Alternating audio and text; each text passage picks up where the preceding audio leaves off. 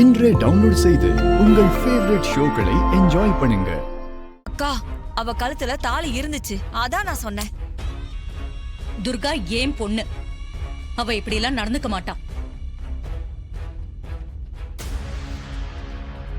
வீட்ல இருக்கிற நாம தான் முதல்ல நம்ம பொண்ணுங்களை நம்பணும். உனக்கு இந்த சந்தேக வியாதி ரொம்ப அதிகமாயிடுச்சு.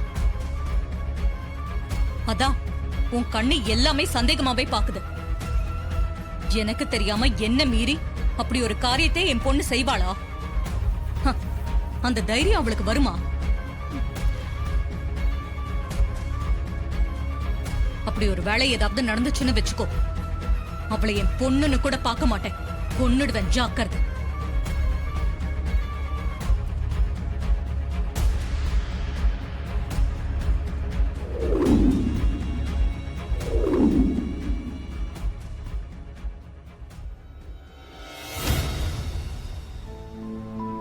அக்கா, நீயும் மாமாவும் வரலனா அம்மா கிட்ட நான் மாட்டிருப்பேன். ரொம்ப தேங்க்ஸ்க்கா. ஹே, முட்டாள்தனமா ஒரு காரியத்தை பண்ணிட்டேன். சரி, தொலை இது. அட்லீஸ்ட் அது யாருக்கும் தெரியாம ஹேண்டில் பண்ணோன்ற அறிவு வேண்டாம்? அக்கா, யாருக்கும் தெரியாம கல்யாணம் பண்ணிக்கிறதுக்கு அசட்டு துணிச்சல் போதும். ஆனா அதை சமாளிக்கணும்னா ரொம்ப கவனமா இருக்கணும்.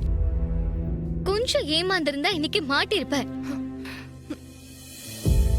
நீ இவருக்கு தான் நன்றி சொல்லணும், இல்லனா மாட்டிருப்ப. தேங்க்ஸ் மாமா. உன்னை ஜாக்கிரதையா தானே இருக்க சொன்னேன். நீ இப்படி அலட்சியமா இருந்தனா கண்டிப்பா ஒரு நாள் உங்க அம்மா கிட்ட மாட்டிப்ப. உன் சித்தி கிட்டயும் கேர்ஃபுல்லா இரு.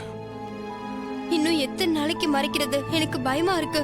பேசாம நானே அம்மா கிட்ட சொல்லிடலான்னு தோணுது. அவசரப்பட்டு எதுவும் செஞ்சிடாத. நீ நினைக்கிற மாதிரி உங்க அம்மா இது ரொம்ப சாதாரணமாலாம் எடுத்துக்க மாட்டாங்க.